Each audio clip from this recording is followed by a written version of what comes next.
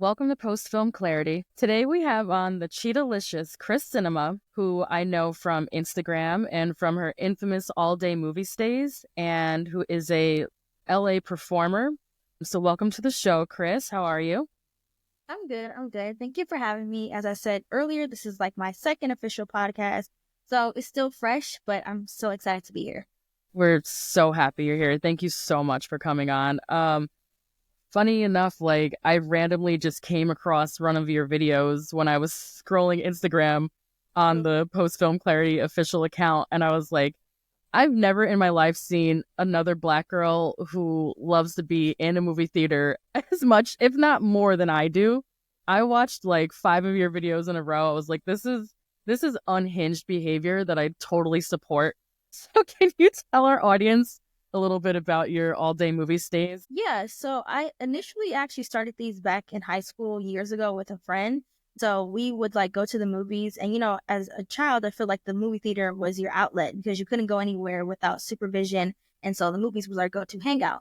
And we would start seeing movies out of nowhere. I think it was like my idea or just like the mutual agreement that we wanted to see multiple movies in one day. So we would start as early as like 9 a.m. and then we would watch like 4 or 5 movies in that day, and we would do this every other Saturday. So it just became a regular thing. And then I started to just do it by myself as I got to college. And now I just formally came up with the name All Day Movie Stay because, it's just like a fun movie marathon. On top of me being very busy, I work a lot, or like I'm doing all these gig work as like an artist. So when I do have the time to go to the movies, I try to crunch it into that one day.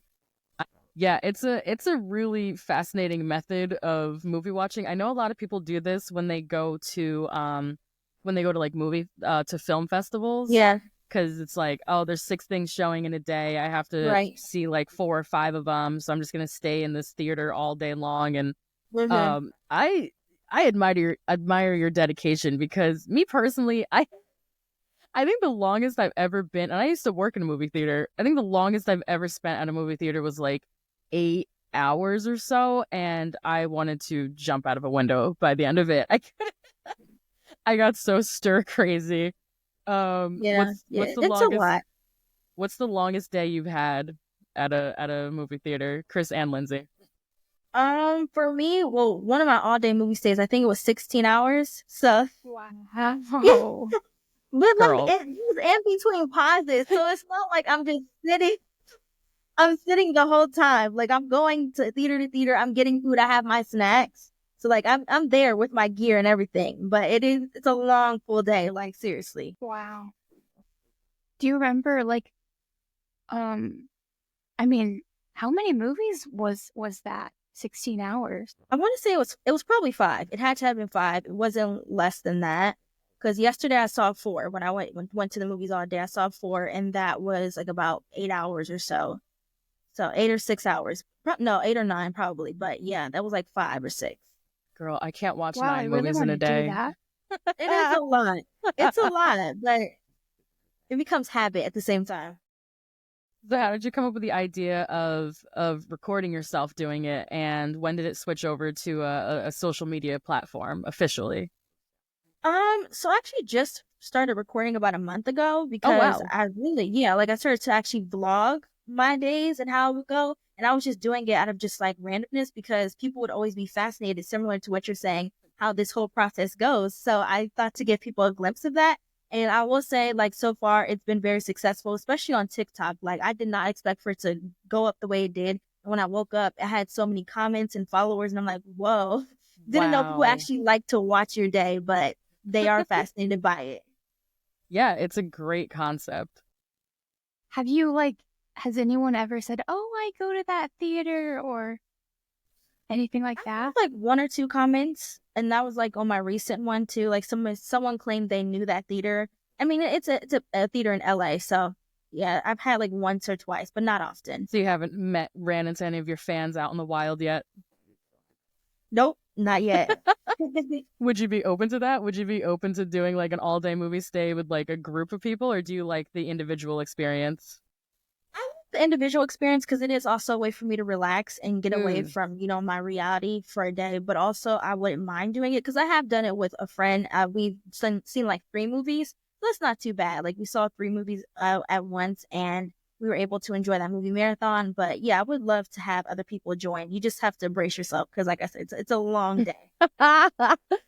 So what's your strategy for, I know you prep like snacks. Like what's your meal plan? Like how do you work this out, and how many different movie theater memberships do you have? Because Lindsay and I are both Alamo and AMC people. How many different theaters are you a member of? See, I've actually never been to Alamo. I would love to go there at least once because I always hear they're a lot more restricting when it comes to cell phone usage, yeah. which is a bad thing that's like so happening in cinema right now. But I will say my strategy normally like a couple days prior or the day before sometimes I'll map out the times for each movie, and I usually like execute like the trailers, how long it's going to take me to go from one movie to the next if I have in between breaks. And then I'll think about what snacks I want to bring. I love snacks, so I really don't even go based off of like just a general meal. I just whatever I'm in the mood for, but also calculate what time I would eat dinner because I usually go to get food outside of that. Then I'll have like my meal, and that usually happens around like the fourth to last movie. Oh my God. And yeah, it's just literally just planning. And I love to plan though at the same time. I love to arrange my day, so it's another thing that brings me joy. And Aw. to answer your question about what subscriptions I have, I just have Regal Unlimited, which is the one I got in 2019. And then just about 2 years ago, I got AMC Stubs. So I now balance the both. I see. Okay. Yeah, I actually think I am also a Regal member, but I'm not positive. I just started going there again recently. I just saw one of them days there, actually. It was lit. It was like a Wednesday night, Tuesday night, and it was like a packed screening. A bunch of like young people were there. It was a great vibe. Such a fun time with that movie. Yeah, very fun. You created like a movie or like a movie amusement park for yourself. Like you have to like plan bathrooms and like food. That is so fun. I think you could really go somewhere with this. Yeah, absolutely. You should Thank market you. it. Yeah. You should copyright it. I want to. That's what my mom says all the time. Like, copyright.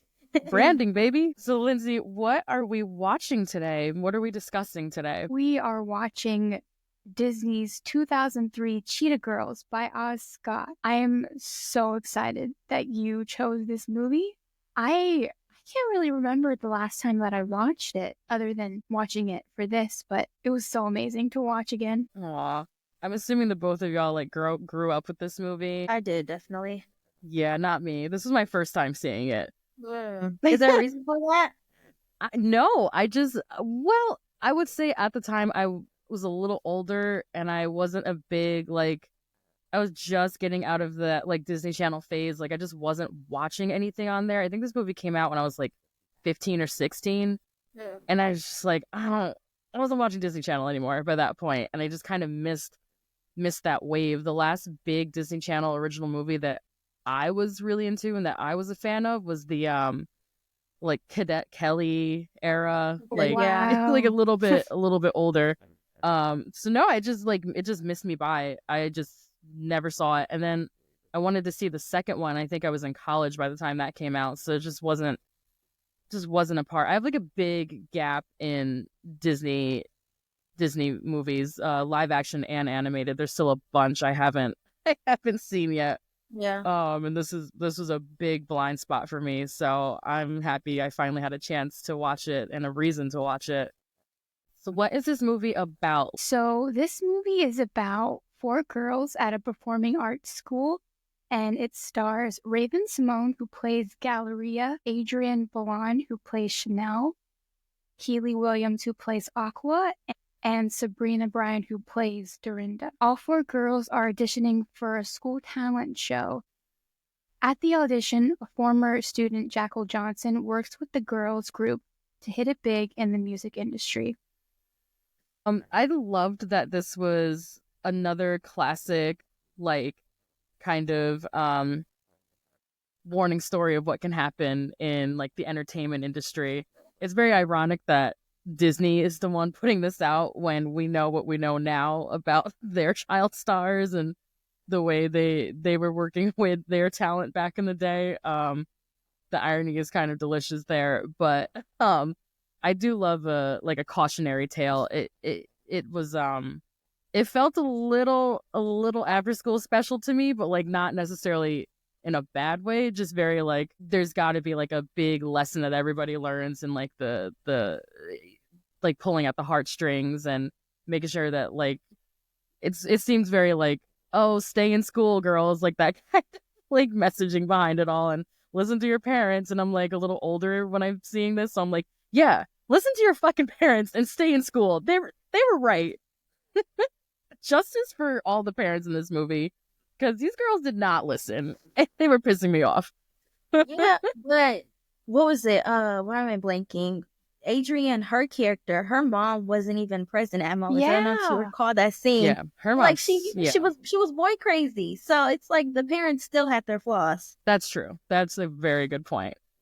So what would you say the overall theme of the movie is? Mine that I came up with was friends helping friends make their dreams come true. I just love stories about friendship and like really supporting each other, especially as like women, as girls. So what was your overall theme, Chris? I would say the way that I interpreted it, even as a young age, is about dreaming big and also being able to create within or without that limit and bounds.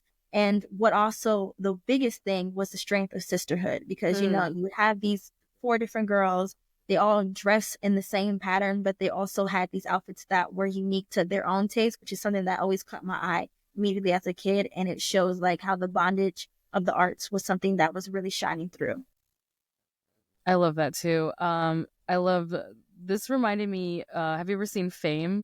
I know what it is, but I feel Mhm. like I've seen it in bits and pieces. I've never sat through and watched the whole thing though, but I know Yeah. what it is. Okay. So yeah, it's I've I I've don't know seen if Fame. you've seen it. Okay, yeah. So it's I've seen the it, whole yeah. performance arts high school part of it really Yeah. like in New York especially like really stuck out to me. I love that. Yeah, so that was something that I was really interested in seeing, especially in this time period. I feel like there wasn't a lot of like late 90s, early 2000s stories like this. So this one was, I see why people liked it so much. I just wish I saw it back at the time, you Yeah. know?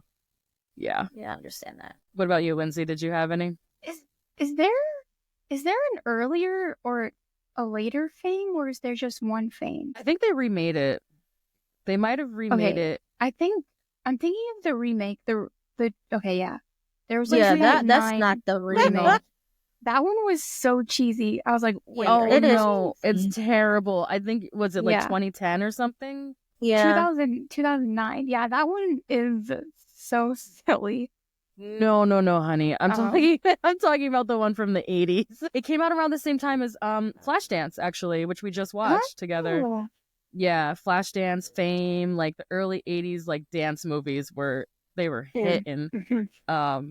But yeah, the original Fame had a lot of similar themes but much more dark.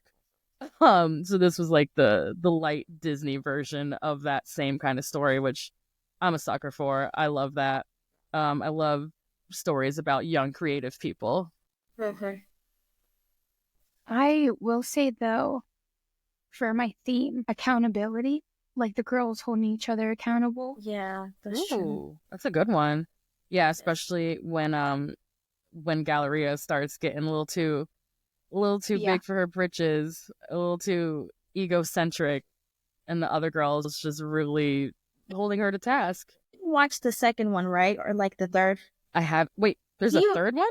Yes, but do you care for like a spoiler? I feel like you really don't since it's Cheetah Girls. No, that's fine. But it kind of like there's like this discussion now that we're older whether Galleria did too much or if she was like on the right type of path, because in the second one they had went like on a vacation type of thing and they were once again trying to like become famous or whatever, make it in the industry, and their performance habits was so bad, like their work ethic, and Galleria had to like get them back in shape. So even though she Oh. was the leader, she was the person who was keeping them together like the glue.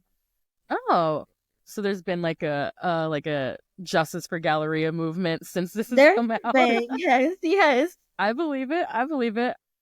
Honestly, justice for Raven Simone in general. Yeah.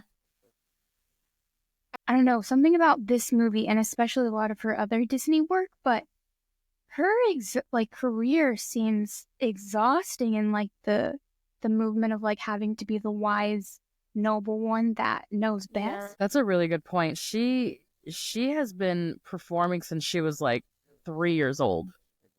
So by the time Cheetah Girls came around, yeah, she had already been in the industry for damn Her near whole 20 life. years. Her Yeah. whole- At that point, Yeah.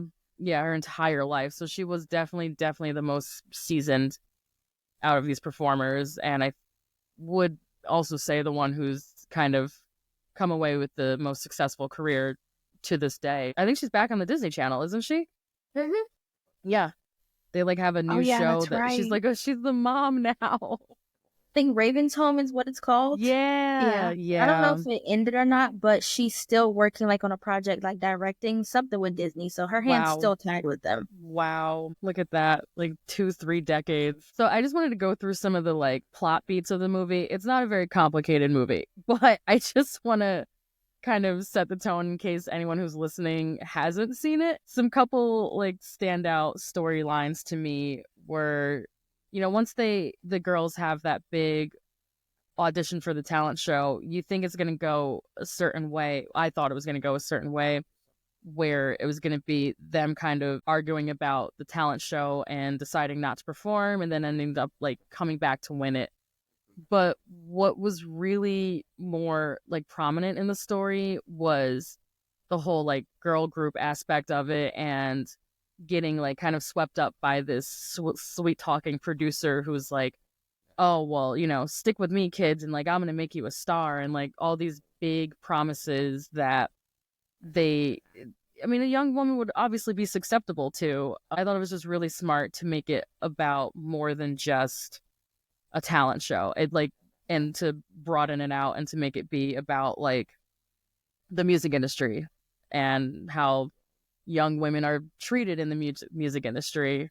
Um, but yeah, basically, once they go through the talent show audition process, they decide to go with this producer instead, and they dump the talent show because they're like, oh, but we're going to be famous now, so we don't need you. And they just spend the next hour of this movie basically getting their asses kicked by life, by school, by this music industry. And they have to basically fight to reconcile with each other and decide what their values are as a group in order to make music and to be performers, and they're discovering what type of performers they want to be throughout the story. So what were some highlights for the two of you?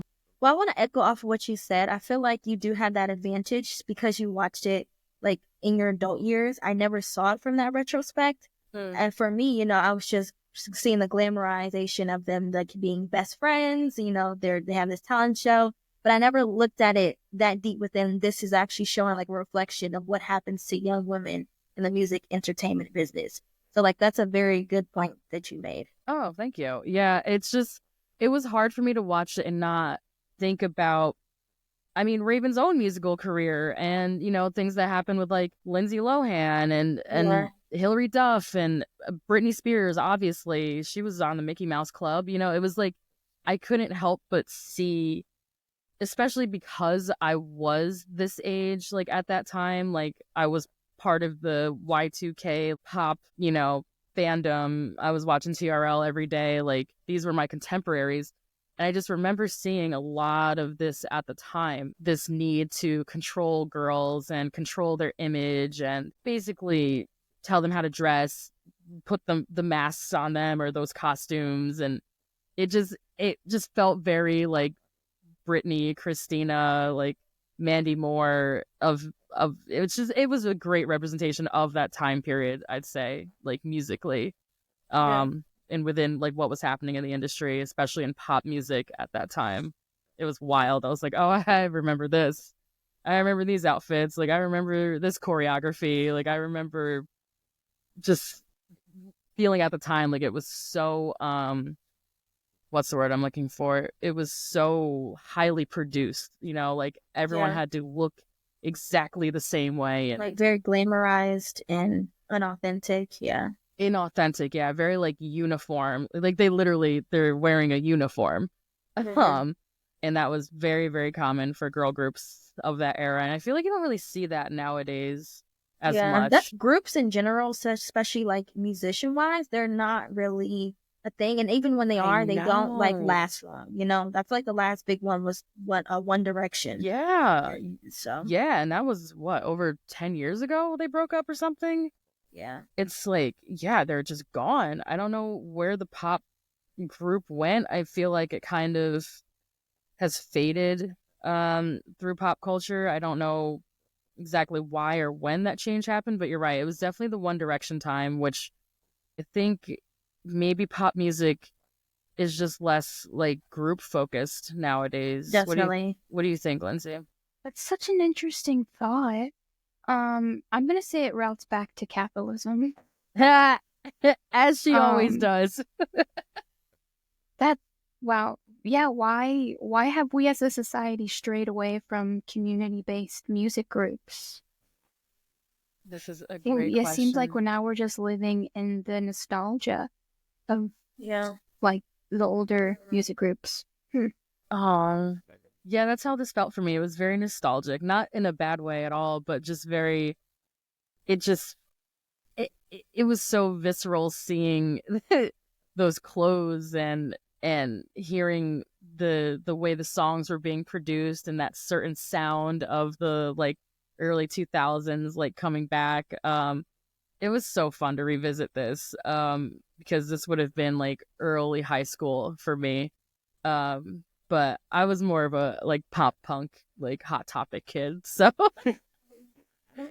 this I was still like into this music and like just not as much as maybe other people were, but I was a big TRL watcher and a big like who was my girl? I would think I was more like Christina than Britney at the time, but I've since learned the error of my ways. Who was like some of your favorite groups of this era or favorite performers? I mean, I hate to even admit this, but I'm not that strongly of a music head to Mm. feel like I could even say I have a list, especially because I watch so much cinema. So it's like when people ask me this question, I always say I'm not your go-to music person. Like I don't even have like a favorite playlist. Interesting, but one of your favorite movies is about music. Yeah, but it ties in dance and movies. Like you know, Mhm. it still has that element. When it's just music, I feel like I'm just very surface level. Ah, were you into was big at the time like Destiny's Child or like any groups like Yeah, that? okay. I did go through my phase where I would watch like nonstop their videos and everything like that and their Mhm. music videos.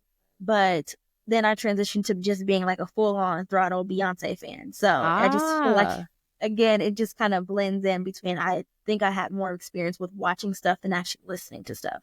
I see. What about you, Lindsay? I have forgotten how shockingly it felt like Britney. I guess Cheetah Girls.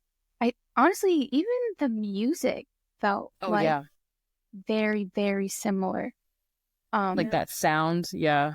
Yeah. I think though before I had rewatched it, when I thought of Cheetah Girls, like the fashion was the biggest aspect for me. It was for me Like too. yeah, the Y2K and the hair, just I think one Wow, of the my favorite hairstyles. parts. Yeah, the hairstyles. Oh, so I loved it. So you said you're a dancer, right, Chris? Mhm.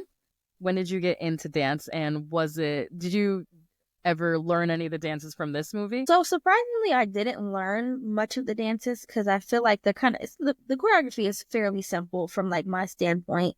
But I got into dance like as at a young age, around 2, and so like I started in ballet, and like I said, this was my Me too. intro. So yeah, this is I feel like everyone had like a tutu ballet phase, Yep. like it's only the rite of passage. But Hmm. I started to watch musicals.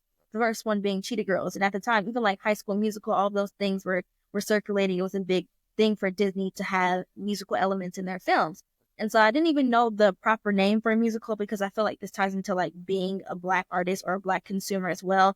We don't really get that, or we don't have like those introductions and those experiences because we don't get to go see plays or musicals, or we don't know much about theater. So when I started to see more of that, I didn't know what the formal name was, but then it was when I started to actually professionally get into it. I'm like, oh, that's musical theater, and this is why I Hmm. loved it as a child. Oh, that's so funny. So before you even knew the language, you were like, you're a Yes. theater kid.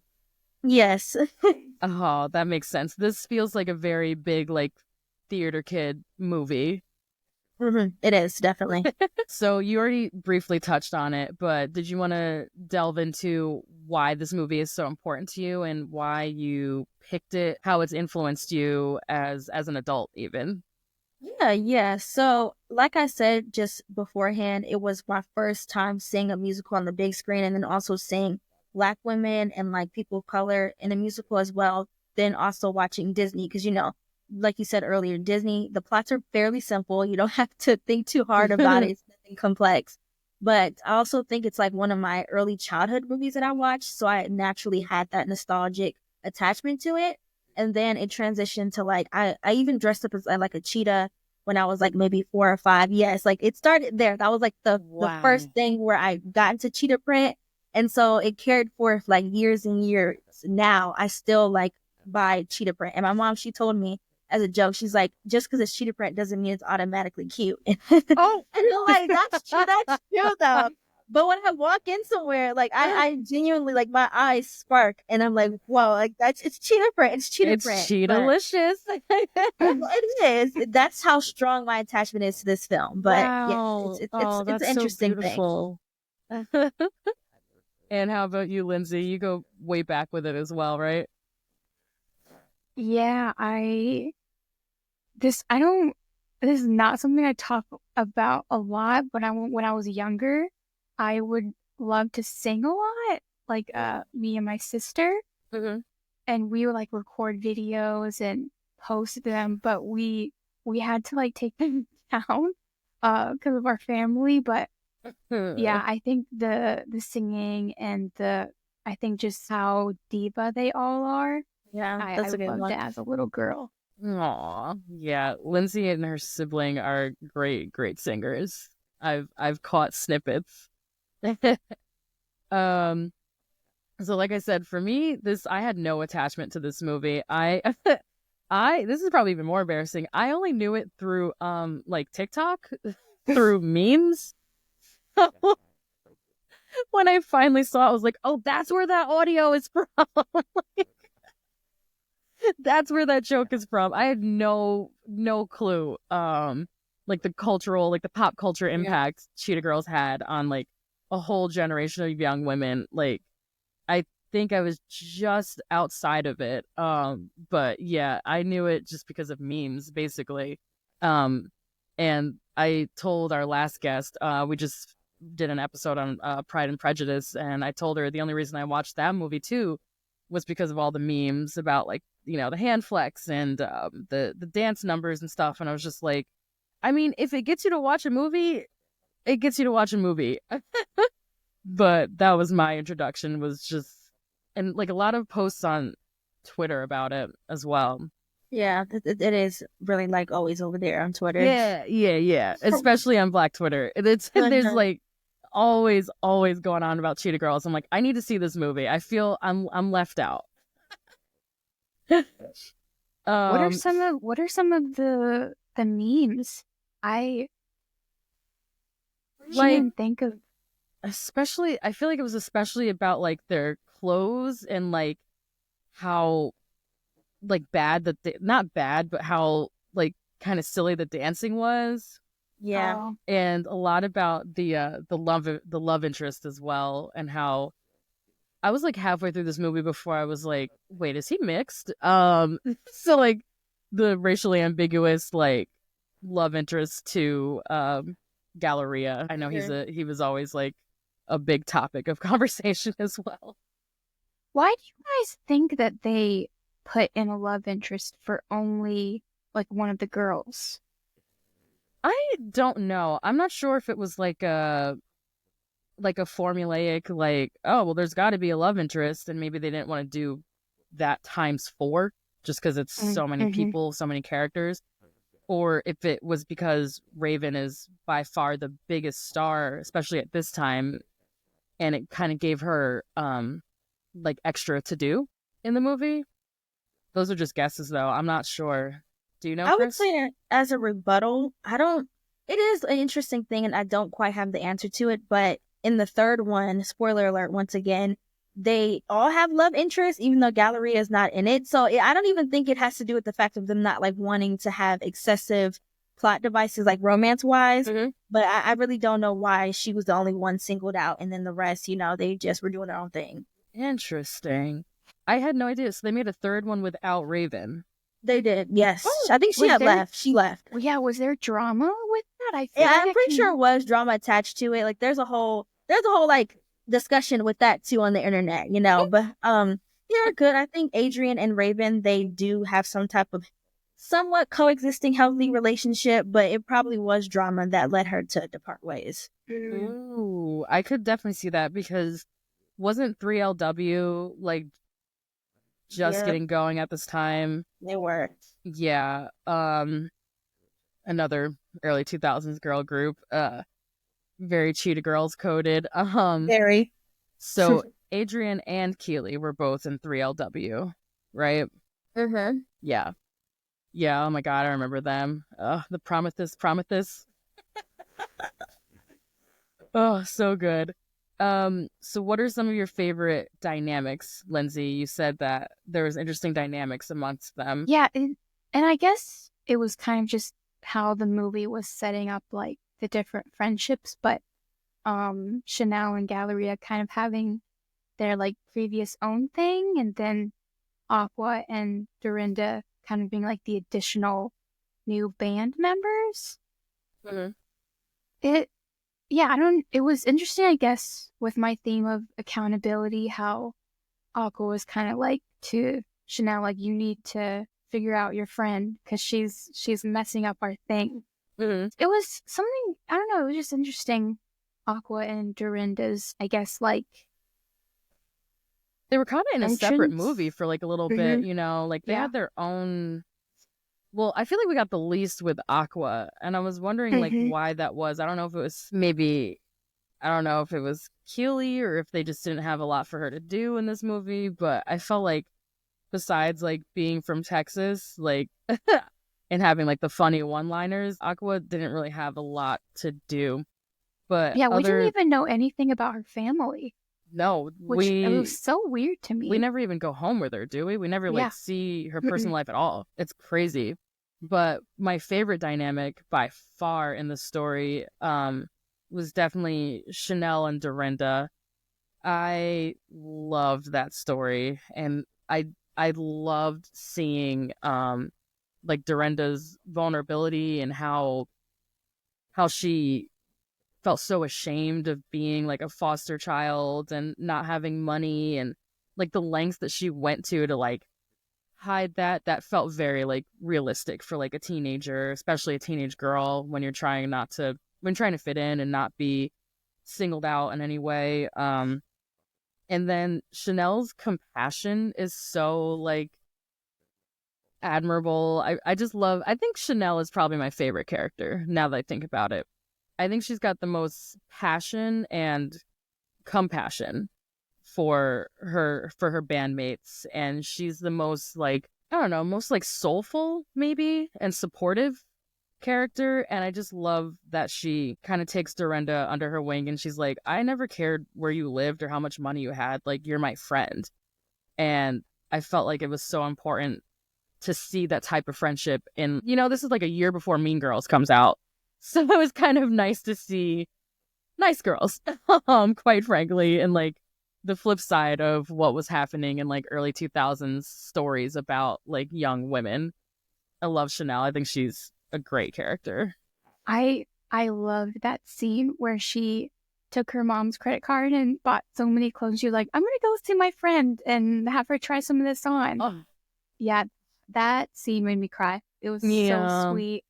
Yeah, it was like almost cheesy, but it's not, like it's like you're like, oh, this is a little corny, but it's still so cute because you're like, she just loves her friend. She didn't know, like, she's like, look at all this, like, I bought you this like cheetah vest or whatever, and she's like, you don't care that I'm like homeless? She's like, why the fuck, like, why would I care? Like, no, put these clothes on, girl, like, you're still my friend. I loved it. So, I also forgot to mention, this is, did you know this was based on a book series? I did know. I discovered that from TikTok probably like Wow. 2 months ago, actually, because I didn't know before. I didn't know beforehand, but someone had posted about it, and I was like, "Whoa!" This entire time, all these years, that was something a known fact no one talked about. I had no idea these were books. Apparently they started being published in 1999, so there must have been like a bunch of these books already out before this movie was even made. So this is a TV movie based on a book series, which I just had never heard about. I don't know how I missed that or what But happened people there. don't talk about it often. I feel like it's just not something that, even like when I watched the movie, I don't recall it. Maybe it did, but I don't remember it saying like, based on a book series or anything like that. 'Cause usually they Yeah. have that in the beginning. I don't remember that. Right, like Gossip Girl and stuff like that. I knew those were books, but I had no idea Cheetah Girls were books. So that was a fun fact for me. What were some standout? What are some of your favorite scenes in the movie, Chris? Definitely my immediate thought is Cinderella, where they're like auditioning. It's so Hey, iconic. Even though once again the choreography is very basic, nothing different. I just always like when I picture Cheetah Girls, that's where my mind goes. And then that song, I mean, when you really listen to the lyrics, it's very uplifting. And yes, it's cheesy, but it has a message, it tells you something. And at a young age, that is what I was listening to. And I didn't realize, like, when I went back and listened to it, I'm like, wow, like this is actually a really good song. So that was my favorite scene for sure. I agree with you 100%. Cinderella was like the first thing I wrote down. I was like, I love this. This fucking slaps. This is so timeless, and it feels like it could have been a real song from that era. Like if you told me this was like, a Bewitched song or something, I would be like, yeah, that makes sense. It just felt so authentic to that time period.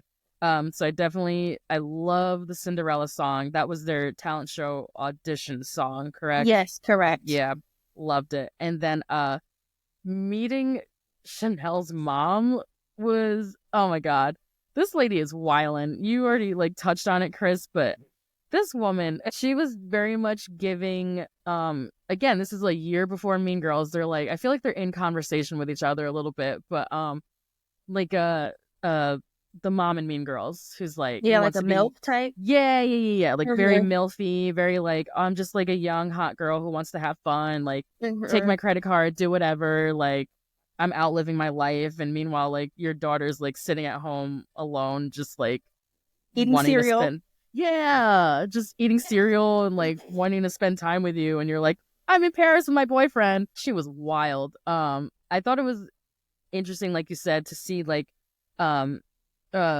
representation of like flawed parenting, because I feel like sometimes Disney especially has the tendency to go very like pie in the sky, like perfect parents, and they never do anything wrong, and they're always so supportive, and they always have money, like that kind of thing. But Chanel's mom, she was very interesting. I really love Galleria's mom as well. We'll get into her a little bit later. What about you, Lindsay?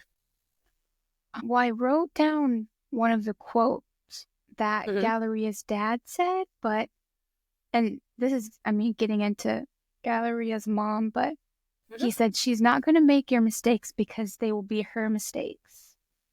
And I really loved all of the different, I guess, perspectives of parenting, but Galleria's mom and dad were, I think, one of the more showcased and interesting dynamics. At first, I thought it was going to be like the angry, overprotective mom and then helpless dad trope, but it kind of like spun it around, and then it was really nice, like refreshing dynamic. I think it was refreshing too. I love how they seem like a very healthy couple. They definitely had each other's backs, which I always appreciate. I hate, like you said, I hate when it's like the nagging mom and then like the fun dad who's just passive and like, oblivious to what goes on in the house. Yeah. I really can't stand that, especially the big example that comes to mind for me, and I love this movie, but Mrs. Doubtfire, how it's just like, oh, this bitch wife won't let me see my kids. It's like, yeah, because you are homeless and don't have a fucking job. Yeah. Because you don't feed them. Because you like because you're a mess, dude. Like you can't just expect like this woman to leave her children with you when you can't even like monitor them. Was that a birthday party or was that just like a regular day when they're like tearing apart the house? And she comes home and Miranda is just always the one in the movie who's like screaming at everybody. I'm like, Jesus Christ. Like, and she's the villain for like moving on from her like neglectful, irresponsible husband. It's like 80s and 90s movies were so guilty of that type of like writing. I'm sure you've seen this, Chris, like that constant like nagging negative woman stereotype, especially if it's a Black woman. And I was so happy to see Lynn Whitfield in this role. I did not know she was in this movie. Yeah, she's very iconic. Very. Oh my god, I love her. I really want to do Waiting to Exhale at some point. I think. Yeah, you definitely should. That's a good one. That's a good one. She's amazing. She's just so like regal, and she's tough. She's definitely tough on Galleria, but she's very reasonable. And like I said, she has like that support from her husband, who's not like, oh, this like nagging bitch. He's like, no, you're right. Can we just maybe soften it up a little bit or let her make her own mistakes? I really appreciated that. Speaking of her dad, though, and this is a question I always had like in my young mind. I don't think Galleria was mixed or anything, but you know, you see how her dad looks, and then you see her mom, Lynn Whitfield. So that question always was like lingering in my head. So I'm like, is that her, birth dad, her stepdad? They never really talked too much about the dad. He was just like a presence that would float in and out. So that was just always interesting for me to see. I think it's her father, because I think she has an Italian last name. Okay. And I think Galleria is also an Italian name. So I feel like they never explicitly said it was her birth father, but I think in this universe, Raven is playing biracial, and that man is her birth father. Because I'm pretty sure I checked the like the closed captions or something while I was watching it, because I always watch everything with subtitles, and I think she does have an Italian last name. So I was like, oh, that is her father. Okay. Because I've never really seen her play. I guess I've never really seen her in a role where she had like a white parent. So that did throw me off as well. Good to know. I'm not the only one. Huh. Yeah, I was like, oh, okay. What's it called? Oh, so I looked it up while we were speaking earlier, and apparently the beef was more so between Raven and Kiely. I also thought it was that too, but I wasn't quite sure. So do you remember during the pandemic? This is how you know we were in like peak pandemic, like brain rot. Kiely and Raven had done some like IG live together, and it was so fucking awkward. I do remember that. I do, because then memes had like circulated from that video, so I do remember. See, and that's when Cheetah Girls came on now I'm putting it together. That's when Cheetah Girls came back on my radar, because of all the memes about that IG live between Raven and Kiely during the pandemic. Oh my God. Lindsay, have you seen this shit? I don't think so. Girl. It's so like cringe. Just, it's very tense. It's very, very, it's tense. Like, you can tell they're trying to be like nicey nice at first, and like, but it's like passive aggressive at the same time. Like that's what you felt, the aggression, but it was like passive. And Kiely, I will say, Raven, I like Raven a lot, and she's like very direct, straightforward. Yeah. But Kiely was matching her energy, so it was very like, like you could tell there's real legitimate history behind it. Oh yeah. I don't know how I forgot that, but yeah, that was the big beef. Allegedly, was between Kiely and Raven, which Adrienne probably got swept up in because she was Keely's bandmate during that time. That must have been so awkward. So yeah, I guess by the third movie, they were like, nah. Woo! If you ever have time, if you ever find it, it's probably on YouTube, Lindsay. That IG live is incredible, because it's just Kiely kind of trying to be friendly, and Raven just sort of being like icy with her and kind of like, standoffish, and then they kind of do that nice nasty. And they start Oh, like going at it, and like everyone in the audience is like, so Cheetah Girls. Like it got very uncomfortable. Yeah, wow. That's what it was. Yeah, thank you for Mhm. jogging my memory, Chris. That, oh my god, that shit was so funny. Um I already mentioned my favorite performer was definitely Lynn Whitfield. What about you, Chris? My favorite performer is besides Lynn is definitely Galleria or AKA Raven Simone. Mm-hmm. I just feel like I don't know. I think it was just naturally the character, the way it was written. Like my family would always say, I don't know if you guys ever did this, but with your cousins, you would like watch a movie or TV show, and you guys would pick, I'm this character, I'm this character, I'm this Oh one. yeah. So Oh yeah, yeah. I was Galleria. Like my family was like, I'm Galleria, and it's because like the qualities and how Lindsay said she was like so diva, as all of them were. But, Mm-hmm. Galleria, she wanted to be the control freak. She wanted to be like the head. She was very serious, like the mama of the group. So then I saw myself within that like character. Therefore, Raven was like my overall favorite aspect. I see. And what about you, Lindsay?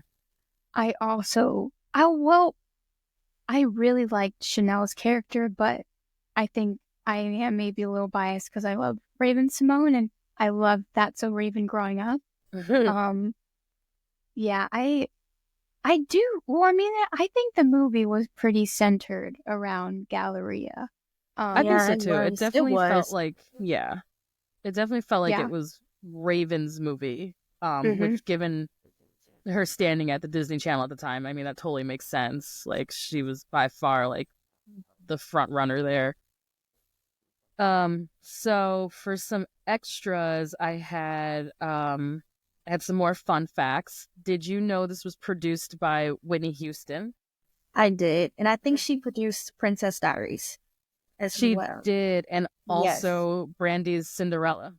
Yes. So I that's something when I do watch the movie, I see it. And my mom, she's always like, look, Whitney Houston. So Mm-hmm. that was a fun fact I knew. Whitney was a big movie producer in the 90s Mm-hmm. and early 2000s. It's Yes. actually, she put out such great work, like just Yeah. iconic behind the scenes. That woman had such great taste and like a really good eye for talent. She could tell like who was who, and like who to kind of throw her weight behind as a performer, and definitely like Brandy and Raven and people like that. She picked correctly. She had a really good eye for that. She also did Sparkle. Yes. I love that movie. Oh my Oh, gosh. funny. It's like not. Oh, okay. Wait, no, I do remember this movie. Yes. Yeah. With Jordan Sparks Yes. and yeah, she's in that too. Holy crap. Yeah. Wow. Sparkle. That's a deep cut. But yeah, she was a big movie producer. I already brought up how they were based on books. Did you know that these I think the Cheetah Girls, like as like a group, the fake group, but the real music, they sold like 12 million copies of this soundtrack Wow. worldwide, millions, and they went on a couple of world tours, I believe. I didn't know that. Yeah, three tours. Um, so this was like they became a girl group in real life. Because of this movie, basically. And that also probably did lead to some like stress and tension there for sure. But they became like a famous girl group outside of the group they were playing in the movie. And I kind of love when that happens too, like Yeah. when there's like a fake band that becomes like a real band, I love that. That's very, very typical for Disney. Yeah, Like that happened a definitely. lot. Yeah, for sure. That's a good point. Yeah, I have no idea when the last time I saw this movie was, but like as soon as this song started playing, it like made something click in my brain. I was like, oh my gosh, I remember this. It was it was emotional. I loved that music and I didn't remember, I guess, like the impact it had on me when I was younger, but Yeah, that was almost meant to be, it felt. Yeah, that's sweet. Aw. And how old were you when you saw this for the first time, do you think? Both of you? I mean, if it came out in 2003, I probably would have been watching it when I was like 4, Wow. maybe, yeah, 3 or 4. Okay, so it came out in 2003. I don't even know because I was born in 2002, so Oh my I God. had to. I know this. The big reveal. That was. That just made my chest I hurt. didn't think I watched it that young. Though. I'm like, I probably watched it when I was like 2 or 3 because I don't remember sitting still as a like 1-year-old just watching this movie. For So sure. it had to have been like 2, 3, or 4 around that time. So I'm assuming this probably was on repeat on the Disney Channel all the time. Yeah, Okay. yeah, it had to happen. Gotcha. So you saw it a few years after it came out. Mm-hmm. Gotcha. Wow. 2002. So yeah, I think this is just like a great piggybacking off of Lindsay. I think this is just a great like girls movie. And you're right. It was like it's a good follow-up to what we just covered with Pride and Prejudice, like that story of like sisterhood and just like moms and daughters. Yeah, we're on like a little bit of a theme here recently with our picks, Chris. So thank you for coming with the right energy, just intuitively. So I didn't like. I'm not sure if I would. I'll definitely watch it again. I take that back. I was gonna say I wouldn't watch this again, but I definitely would. I just don't feel that same like emotional attachment to it. Obviously, Yeah. like I saw it at 36. I'm like, yeah, this is cute. But I think if I did see it at like 15, 16, yeah, this would have definitely changed some shit for me. Yeah. And I see why you guys, yeah, grew up loving it. Right, and you kept saying how like I know there was a cutoff for you with Disney, but I still feel like people around that age have watched it. Like even now that are older than me, my mom, she has probably. an attachment to it. Like all of my grandma even like because she watched me watch it. So I feel like it is just kind of like based upon if you were watching Disney around that time and if you just so Yeah. happen to connect to it. Yeah, I was already out by that point. I know that for a fact. When High School Musical came out, I was in college. So Oh my gosh, I loved High School Musical. I did. was gonna That's say, another one of my faves. yeah. Oh, that's so funny. Yeah, my little sister is the same age as Lindsay. She's born in 99. And she made me, when I came home for my first break from college, she made me watch High School Musical with her. So I must have been like 18, 19 already by that point. I was like, all right, anything for you, kid. So I just have like a very steep cutoff with like my Disney attachment, and it's like probably 2-3 years before this. I'd say it was the last time I was regularly like Even Stevens, like that era. That's when I was. That's a good show. Oh my That's a good God, yeah, and the Even Stevens movie. Yeah. that was my big like Disney Channel musical. Even Stevens movie. Love that one. But yeah, you had something, Lindsay. You said something about wanting to get into Galleria's relationship with her mom. If you want to start there. I think I'm feeling a little insecure if I was psychoanalyzing this movie a bit too much with them. No such thing. But it was interesting because it kind of seemed like Galleria's mom had her own past with like, I guess, a shot in fame. And I wasn't sure if you guys also felt that way. I think she said she was a model or something. I don't know. It's interesting because this is another thing that happened in the second movie. She was a successful artist, but she was a fashion designer. I don't know if you recall that. Oh, a designer. Yeah, they showed that in Spain. Like she had like a whole fashion line. So I feel like she still had ties with the industry, which is probably why she was so heavily involved because she had that knowledge, that experience. She was like the momager type, and they showed that a little bit more developed in the second one with her own career in the art. Okay, so she gets a backstory. Yeah, she does. On. Okay, maybe I'll check that out then. You know, you might have just set me on like I might just do a trilogy watch now. You should. You have to finalize it. You know what? I think you're right. Closure. Cheetah Girl closure. I am a completionist. Cheetah Girl closure. I think you're right. I think I should dive into the rest of them. But I know you have to get out of here soon, so I just wanted to open the floor if you had any final thoughts, and then ask if you had any recommendations for related work. The movie recommendation of the day is Cheetah Girls. If you haven't already seen it, or if you have, give it a rewatch. The follow-up ones. Gotcha. Another work that aged really well, I think, from this time period would be the 2001 film Josie and the Pussycats, which is basically very Cheetah Girls coded, except it's a rock band. But it's a very similar story as far as what happens with the record label and about these young women trying to make it in the music industry who get taken advantage of and have their music kind of out of their control. So that would be my recommendation to go along with Cheetah Girls. Okay, and what about you, Lindsay, for recommendations? I would recommend High School Musical. Okay, yep. That too. But also the Lizzie McGuire movie. Perfect. That's a great pull. Mm-hmm. I've only seen like pieces of that. I don't think I've seen that either. I will definitely get on that. And where can we find this movie streaming, Chris? Disney Plus. Classic. They have all of the Disney Channel original TV movies on Disney Plus, which is great. Can go back and watch Motocrossed if I want to.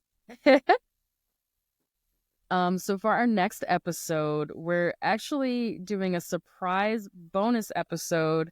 We're going to be covering the 2025 Oscar race, which has been, yeah, exactly. Hide your tweets, delete your social media, rinse off your blackface.